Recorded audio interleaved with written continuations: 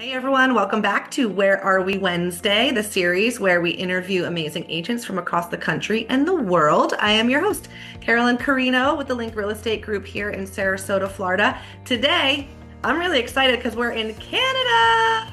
We're here with Scott Peters with EXP in the Okanagan, British Columbia. Thanks for being here, Scott. Thank you, Carolyn. I really appreciate you having me. This is going to be fun because we've been all across the country here in the United States.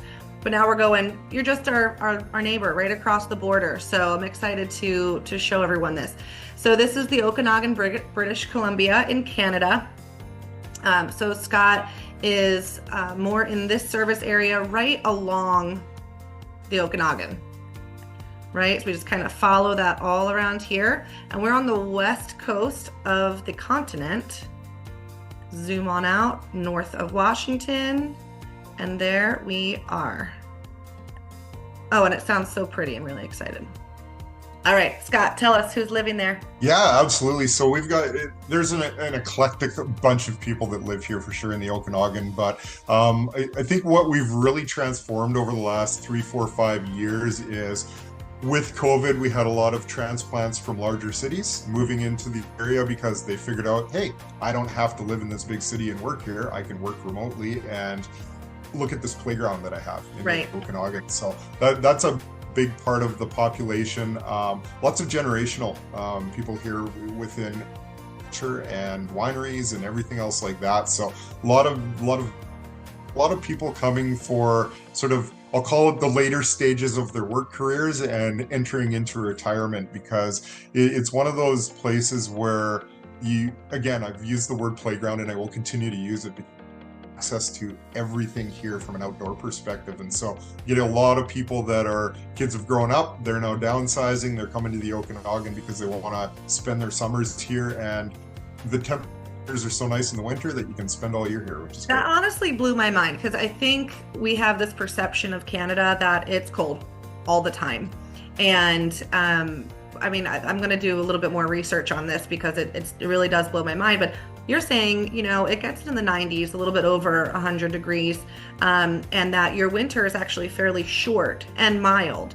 One of the things that I love that you said was, when it comes to golfing, and that amenity of where you live, you actually get to open the golf courses a couple months earlier than a lot of the other provinces or cities near you because of the weather. So it's just like, are you sure you're not in a parka all the time? No, fair enough. And you're right. It's, everything that you see on TV is, oh my God, they're in a blizzard and here's an igloo and you're on a snowmobile and everything else like that. And don't worry, don't get me wrong. It certainly reigns true in some areas of Canada in terms of that, but a really temperate climate. And because we've got a good stretch of what we'll call desert area in the area here, our summers can get quite warm, and we're in the 85-95 degree mark for a lot of July and August. But you also have all that water around you too to just go relax, and you said paddleboard and enjoy your boats plus the mountains. I love it. I think it's amazing. So where are people living, or what are people living in? What types of properties can we find there? Yeah, you've got a really good mixture of stuff. From the downtowns are certainly becoming more densified, so you'll see a lot more condo buildings there for sure. A lot of townhouse developments that have popped up over the last, say, 15, 20 years here, and it gives people that affordability, but it still gives them the sense of living in a house versus living in an apartment or a condo. And then a lot of single family homes, and a variety of those, from your suburbia neighborhood right up to acreages and everything else like that. So we've got a lot of agricultural land that will stay that way because the government wants to maintain those lands, and so you've got a lot of acreage property. So it's really a really good mixture of, hey, I want and I want my own 2-bedroom place, to I want to live on a farm and I want to cut grass. Right. I want to do all this stuff. So. I feel like we're breaking up a little bit here, so hopefully we can get through this without it cutting off again. So that 3-bedroom, 2-bathroom, single family home, you said around over 2,000 square feet. We're talking about $1 million. Yes. Mm-hmm. We are. Yep. And then so condos or townhouses go down just a few $100,000 from there, and then condos a few $100,000 more from there too. So that's a Yeah. pretty decent average. We're, in the 400s here for average properties like that, 4 to 550, Mhm. 600 even.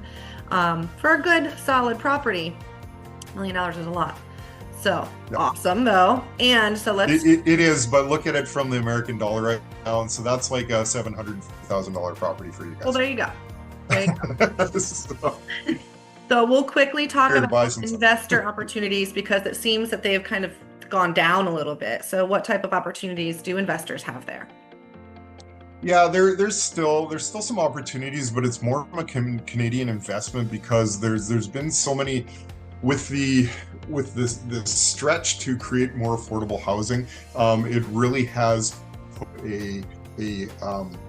their thumbs down on the rental market and the short-term rental market and the investment market. So it is a lot tougher to invest in Canada in general. Also, with some foreign buyer bans that our federal government has put in place, it's harder for people out of country to also come in. There's ways around it, but there's certainly it's a lot harder to say the least. But Right. yeah, absolutely. So, from an investment perspective, tough landscape. I'll be quite honest with you. Yeah, you did say a little bit of redevelopment too with the older cabins getting knocked down, but those are very pricey as well. So probably fewer and far between at this point until maybe the dust settles a little bit. Yeah, and it's probably, I would say over the next 2 years, hopefully we'll see some softening of a lot of that legislation and open up the market a little bit more. Yeah, perfect. Well, cool. Well, this was great learning about your sweet town. I mean, just looking at the photos, everyone needs to Google it. Okanagan, the Okanagan.